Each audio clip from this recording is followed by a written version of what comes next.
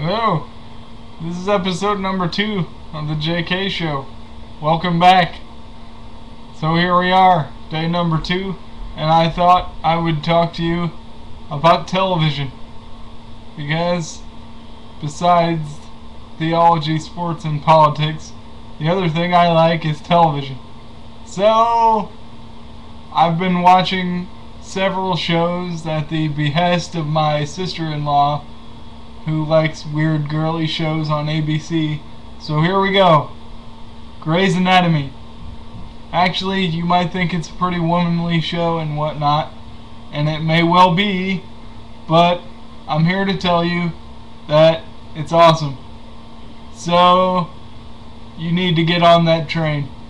Tonight, we had several interesting storylines going on Grey's Anatomy. One, there was a ballet dancer kid who came in with an osteosarcoma, and they wanted to be able to, and he's been sort of managing it as he went along, and they wanted to see if they could treat it finally so that it could go back to dancing. And originally they told him that it would probably end up, they would take his leg, but it worked out. They found a way to do something other than that, by taking the bone out of his leg and irradiating it and curing the really super high radiation, and then putting it back. So that kind of wigged me out a little bit, but that was cool. And then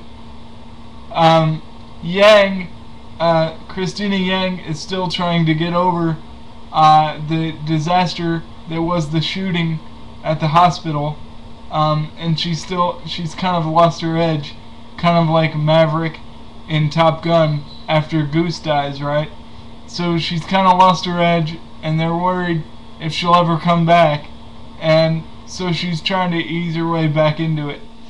So she did a little bit of that, so she was growing in that, so that's good. And Meredith and Derek are hosting a bunch of people because of the vagaries of what happened with the shooting. So Meredith and Derek's house is pretty full. And Lexi was mad at April because she thought that Meredith was playing favorites, because April knew a bunch of stuff about Meredith from the way they supported each other after the shooting. So she got jealous, and she also noticed that Mark, who she started to be in love with and was obsessed with her, slept with Derek's sister Amy, who appeared randomly in the last episode. So that's some pretty interesting stuff there. Lots to think about. The two lesbians whose names I can't remember, they were doing stuff, and they still haven't left Meredith's house. So, and apparently one of the lesbians has appealing body parts to the men and everybody. And then the good-looking, apparently mixed race individual, the doctor surgeon guy, I can't remember his name, because I just don't remember. He was flirting with, gosh, what is her name? He was flirting with that other woman, and she sort of liked it at first, but then she's like, "You are totally flirting, and that's unprofessional, and I should fire you." So she told him knock it off, and everything's fine. So that's Grey's Anatomy in a nutshell, and I've taken up half the show. I don't care, it's an awesome show. I also am enjoying Cougar Town on ABC, because it is produced by Bill Lawrence of Scrubs fame, and it stars Krista Miller, also of Scrubs fame, who happens to be married to Bill Lawrence. And I like the way that the show is structured, in that every time they go to a new scene, they do it with a little musical interlude thing, almost like the Law and Order cha-ching thing, but it's more musical. It's not like a noise. And Scrubs was like that. Every time it would change scenes, there'd be a musical, some kind of something, and I really like that. And it's a funny show. And Courtney Cox still looks really good, even though she's like 50. So that's change I can believe in. So, alright, I've wasted 5.5 minutes talking about TV, and that's weird, I guess. But that's me. Welcome to my world. What do I need to tell you now? What do I tell you? Sporting things? Should I tell you about sports? Well, my beloved St. Louis Rams are 2-3.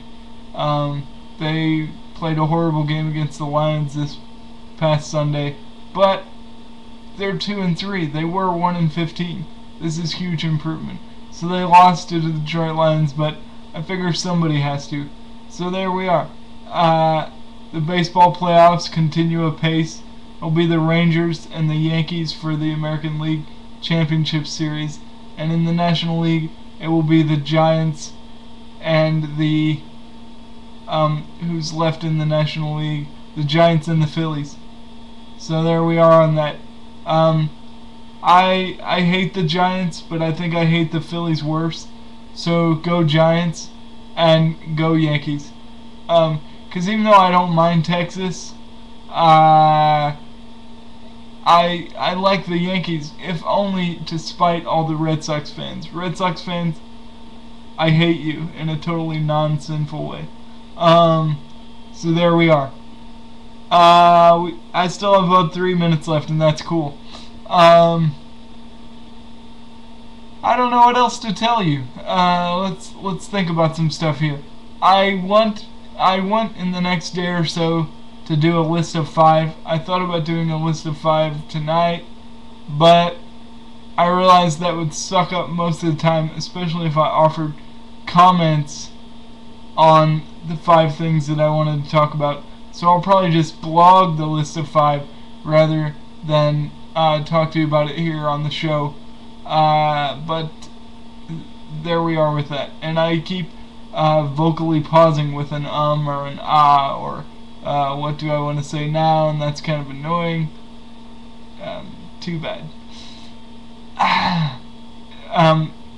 But a funny thing happened today when I was coming back from seminary. Well, we came to seminary, my buddy and I, and he realized that he left his book bag on the street by my house. We got all the way there and he goes, "Dude, I left my book bag at your house. Can I take your car back to your house and get my book bag?" And I was like, "Sure, dude. What else do you want to do? I mean, it's your book bag. You need it. That's kind of important." So that was the funny thing. And the other thing I want to tell you just really briefly about the book of Proverbs, because I'm in a class called Psalms and Wisdom, with Psalms and Wisdom literature. So we were talking about the Proverbs, and most people seem to think that the entire book is a collection of aphorisms, quick wisdom sayings that are not related. But we're going to move forward in exploring the idea that maybe there is a paragraph structure within the seemingly disconnected sayings in the Proverbs. And my teacher said one funny thing today.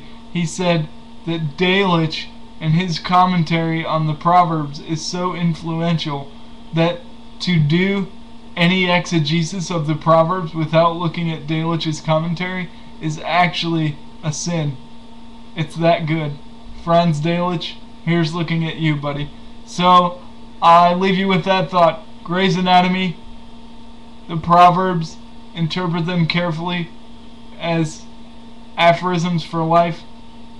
Franz Delitzsch, sports, baseball playoffs. Have a nice day. I'll have more political thoughts tomorrow. This is a horrible video. I hope you come back and enjoy watching. Thank you and good night.